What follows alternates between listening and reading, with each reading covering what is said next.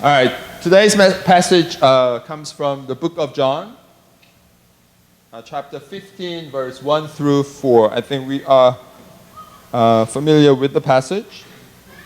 It's about our Lord being the true vine and us being branches.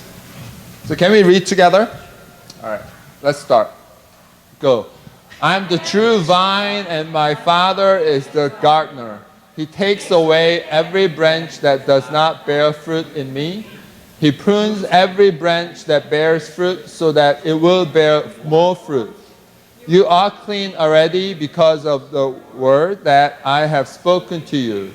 Remain in me and I will remain in you, just as the branch cannot bear fruit by itself unless it remains in the vine, so neither can you unless you remain in me. This is the word of the Lord. Let me bring up my screen.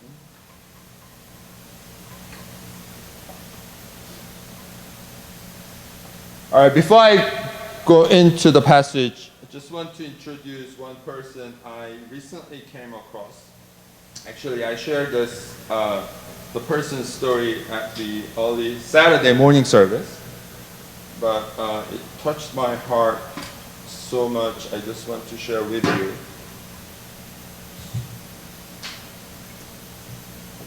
Just give me 1 second.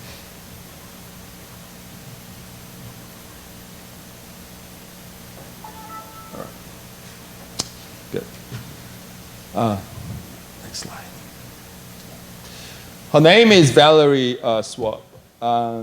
I read the Philadelphia Inquirer very often because I'm a big fan of the Phillies and the Eagles.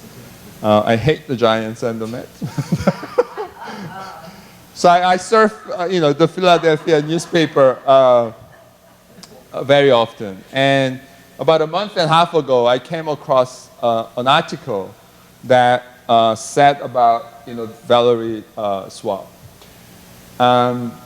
I tried to summarize the article, but when I did, it lost the nuance of her story. So I'm going to quote from, directly from the article. So if you can just, listen.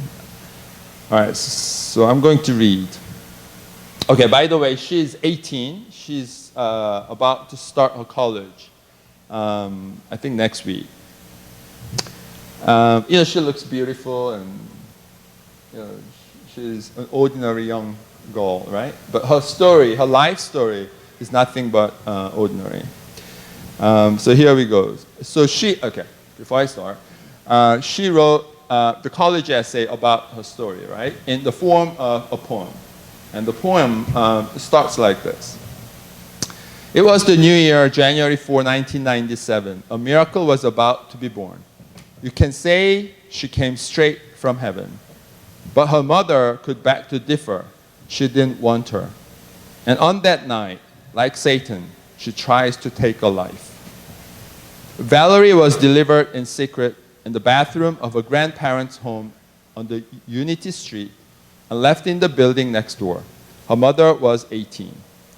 And down her face, I bet not a tear drops. All she wished for was for that tiny heart to stop, Valerie.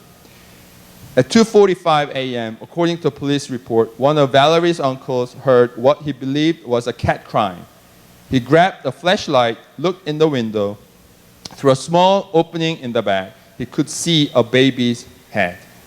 He called police, and they smashed through the bolted doors trying to find her. A beautiful life was almost taken, but God protected her. Philadelphia police officer Robert Valley found the baby, wrapped her in his coat, and rushed her to St. Christopher's Hospital for Children. Nurses named her Valerie after Officer Valley. He returned later that morning and put a teddy bear in her crib. Police quickly learned the identity of Valerie's mother, Shannon Schwab. Shannon had given birth just 11 months earlier. Shannon's stepmother, already raising 3 grandchildren in that house, had said the next child who had the baby out of wedlock would be put on the street. Shannon believed her. Shannon, now 36, said she never intended to harm her baby. She said she thought she could hide the pregnancy, give birth secretly, and leave the infant on the front step of her parents to find and adopt. They had adopted other children. When her brother came home unexpectedly, Shannon said she panicked and stashed the baby next door. She pleaded guilty to attempted murder, went to jail for a year, and then spent 2 more years in an alternative program to prison for women. Once released, her father and stepmother, Leroy and Linda Swap, would not let her near Valerie, she said. Valerie and her sister, Geraldine, 11 months older, were adopted by Linda and Leroy Swap, their grandparents. It would be the only time Valerie felt part of a real family. When Valerie was 8 in January 2005, Leroy Swap died from lung cancer. 6 months later, Linda Swap died of an infection after hip replacement. Valerie and her sister were placed with a relative for a few years. But by the time Valerie was 13, a judge determined that the situation was no longer in the girl's best interest. Geraldine went to live in a residential facility. Valerie went to a foster home. Valerie says she has no relationship with her biological father. Valerie turned 14, she says her foster dad kissed her on the lips and put his hand down her shirt. Convinced no one believed her, she ran away, only to be placed in a succession of foster homes. Running away was all she could understand. In 2012, by then a freshman at Bartram High School in southwest Philadelphia, living in foster care, 15-year-old Valerie ran away again, missing 63 days of school. Mike Goodhue, a special agent with the FBI assigned to the crimes against children, met Valerie that summer when she became a key witness in 3 investigations. She wrote the recommendation letter for Valerie's college application. That all of these investigations were successful because of the efforts of Ms. Swap. Ms. Swap had the strength and courage to stand up against the criminals that stole her innocence, and she was able to face them in a courtroom setting. As you can imagine, this can be extremely difficult, especially as a child. At the beginning of sophomore year in high school, Valerie moved into St. Mary's Villa in Ambler, residential facility for teens.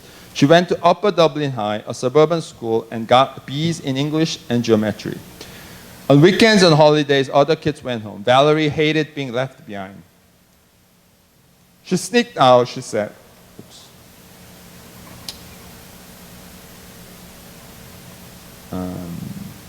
To meet her mother, whom she found on Facebook. Valerie had never even seen a picture of her mother until then, she said. At that point, Valerie said, I didn't have anybody, so I was desperate, I guess. And I wanted her. I wanted it to be different. Valerie had heard about being left for dead, but she didn't want to believe it. I wanted whatever they were telling me to be a lie, she said. So when I met her, I gave her the chance. By 2014, Shannon Swap had a small, federally subsidized apartment. Geraldine had just moved in. Valerie's social workers and court representatives felt that giving Shannon custody of Valerie would be risky but worth trying. We tried to give them a chance because nowhere else was working, said Shepard, the DHS worker. And whenever possible, Shepard added, it is still necessary for a child to be connected with a family member. It's what we stood for. It's what the children want, and they thrive so much more with family. Shannon Swap says the process to get her daughter back was rigorous. I went through mental health evaluations, psychological screenings, everything all over again. I went through hell. In April 2014, family court judge gave Shannon Swap testimony custody of Valerie, then 17. We were in this courtroom crying, Shepard recalled. It was a happy day. She thought it was perfect. Thought it was worth it. Hoped it would be what exactly she had longed for. But boy, was she guessing, because she was so wrong. Happiness didn't last.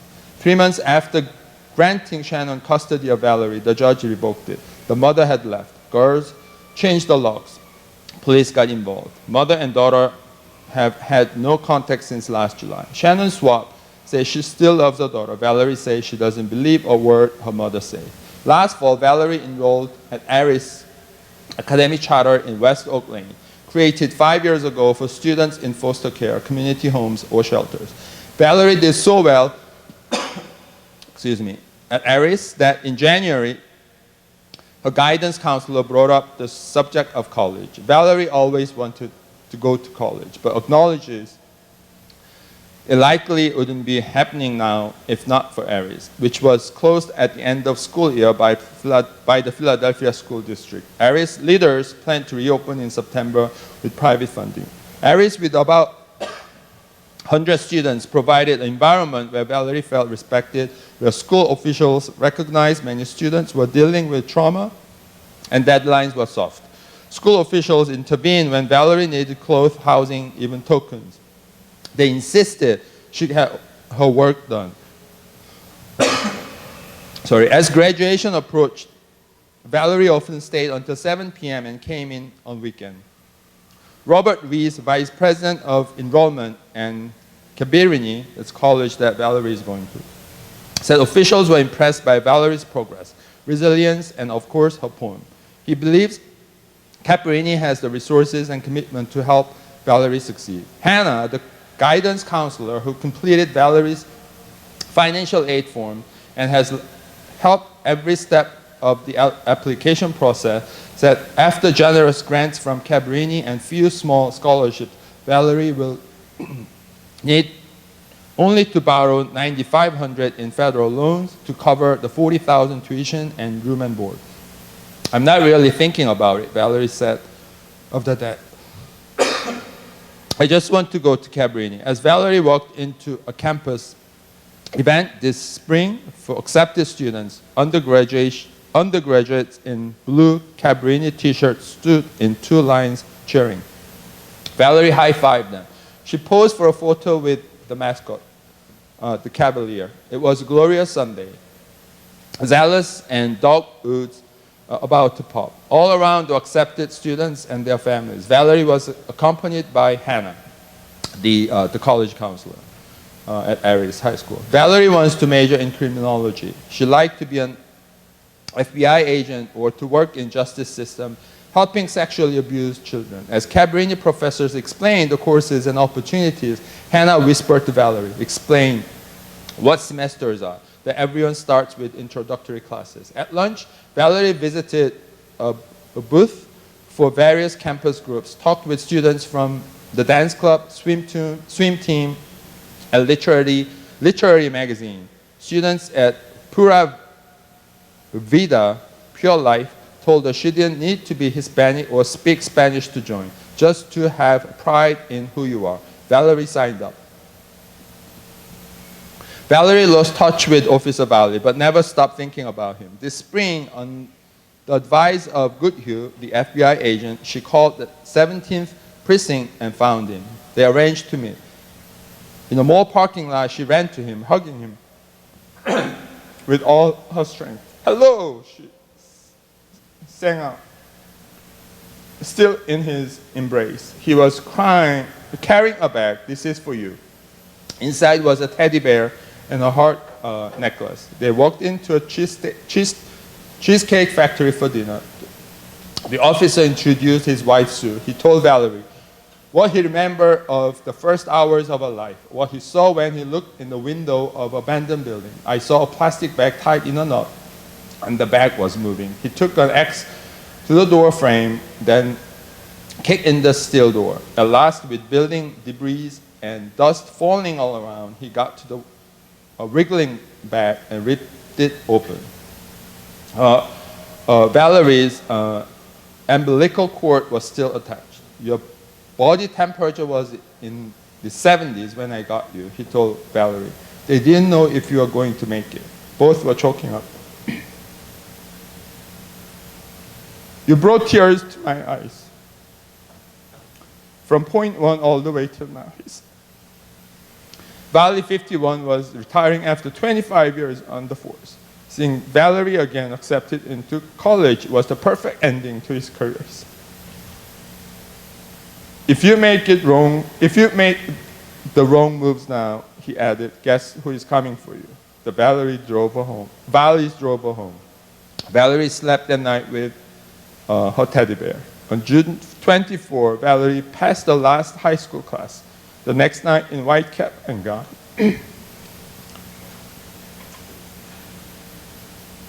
Valerie entered a small auditorium at William Way Community Center. She put her hand to her mouth as 60 people stood and cheered.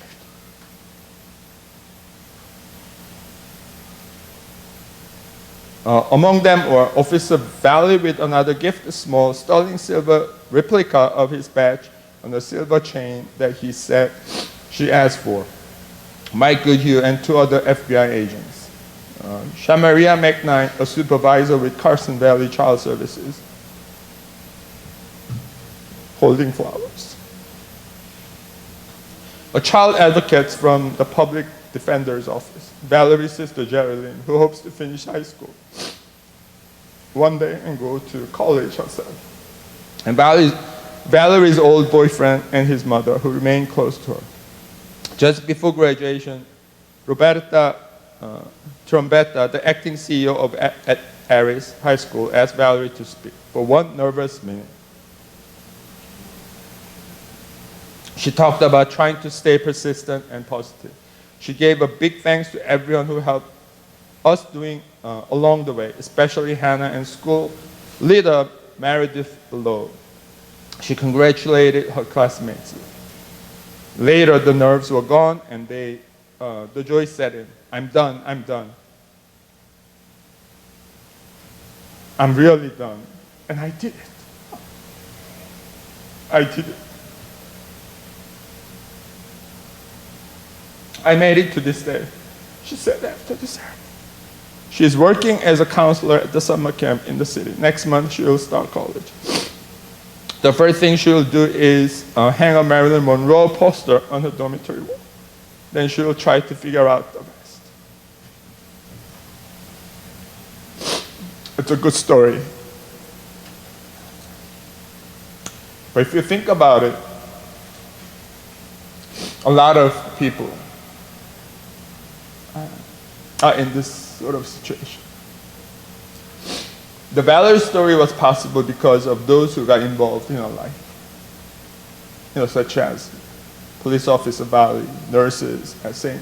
Christopher's Hospital for Children, FBI agents, the supervisor with Carson Valley Child Services, child advocate from the Public Defender's Office, Hannah, the guidance counselor at Aris, and other school officials. Interesting thing about this story is that each one of them said they did what they did because they knew that Valerie was God's miracle. And that without God's protection, Valerie could not survive. They knew that they were part of God's miracle. I wanted to witness it. And they witnessed it. That is why they tried to give the best as they could at the moment that required of their services. Action, efforts, whatever you call it. From the moment of rescuing her from the plastic bag, to giving her emergency care at the hospital, to rescuing her from the criminal activities, to providing college counseling, to granting her college admission. I'm not sure if all of them are Christians, but it does not matter, and did not matter to them. They knew from the moment that they encountered Valerie, that Valerie was precious life, that God granted. They knew it is God's will to preserve it and protect it. Valerie herself also knew that she survived and is where she is because of God's grace. And she is His miracle, as she wrote in her poem. That is also why she made choices that she made. She could have made other choices, right? Like giving up on her life. So many people do. And taking her past as excuses. And nobody would blame her for wrong choices or other choices. But she knew that she was chosen by God. And she also knew that God protects her. guides her and is always there for her. In today's passage, Jesus asks us to remain in him. When we remain in him, he will remain in us. And that's when they will bear fruits. We often heard this passage when we were asked to abide in Jesus and his word. We were told that when we abide in him and his word, Jesus will bear fruit. And that is true. But however, I think it's more than that. I feel his heart. The heart that adores a precious life of his. The heart that wants to protect his life. The heart that wants his life to be filled with hope and joy. The heart that wants it to blossom and bear lots of fruits. It's not an instruction from God what to do or what not to do, but an expression of his loving, adoring heart for his precious children. Those who have children know what this feeling is about. No matter what, whatever circumstances, you want to protect your children. You want them to know how much you love them and care for them. You want them to have joy and happiness and love, and want them to maximize their potential. God adores each one of us. In his eyes, each one of us is precious. Like Valerie is in his eyes.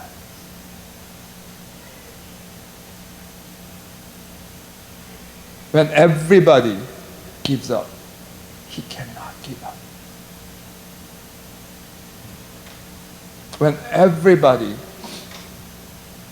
tells you how wrong you are, how terrible you are, how unwanted you are, he tells us how much he wants us.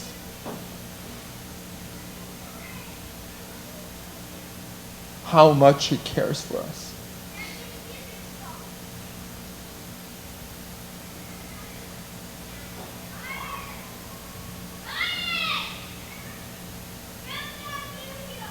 Valerie and others who are involved in her life remember God's grace. Do you remember God's grace that has been extended to us in every facet of our life? In so many different forms. Do you remember that we became anew as he gave his beloved Son for us, embracing all of our past, our weaknesses, our sins, and no matter what, he's always there for us. If you look at your life, if you look at yourself, don't you feel that you are a God's miracle? Not as dramatic as Valerie's. Right? Some of us have lived longer, right? Some of you are starting a college. But no matter at what stage, if you look at your life now, look back. Isn't it God's miracle and God's grace that we are here?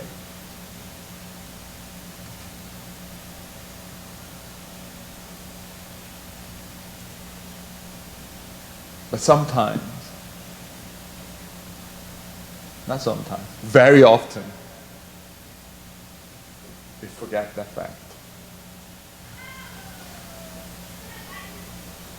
We think we are here because of our faith sometimes, our education, our intelligence, our wisdom. But isn't it God's grace? Each one of us is God's miracle, life value.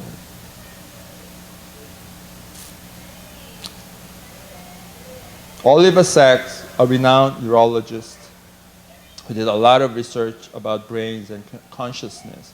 Actually, he died, I think, this morning. Recently published an article about the power of Sabbath on New York Times. We all know how serious the Jewish people are about Sabbath. And he's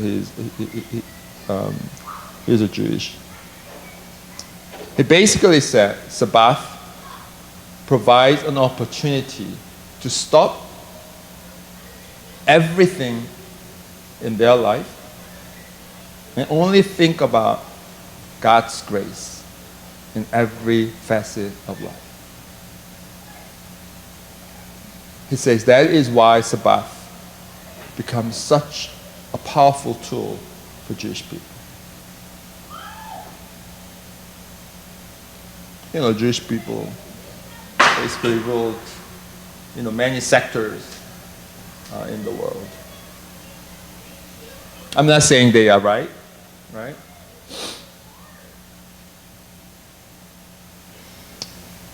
But they use Sabbath as an opportunity to stop. Think about everything else but God's grace. When we stop and remember God's grace in our life, that's when we become humble. That's when we become appreciative. Not only of ourselves, but also of others. That's when we become appreciative of what we have. And that's when we stay truthful to ourselves and to our Lord. And that's when we overcome our past, our egos, and our circumstances and situations.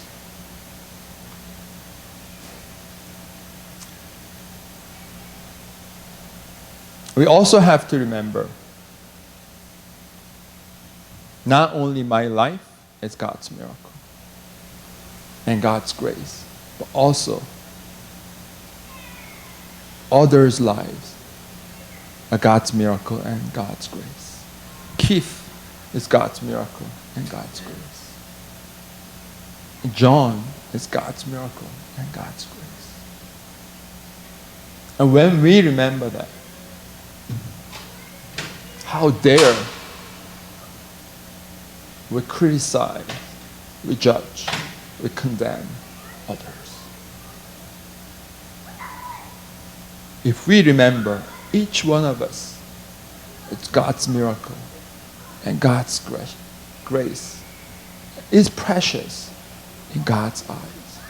How dare we judge and condemn others?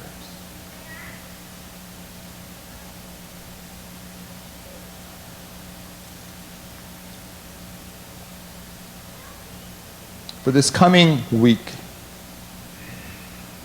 if we get up in the morning,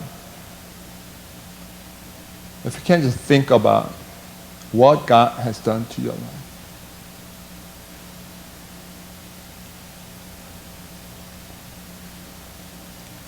What grace, what miracle has He done in your life?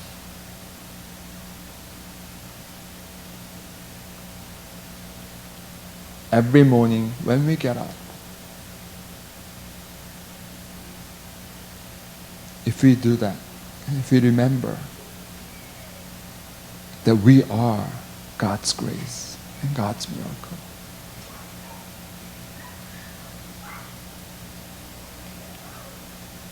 I think we can look at things a bit differently.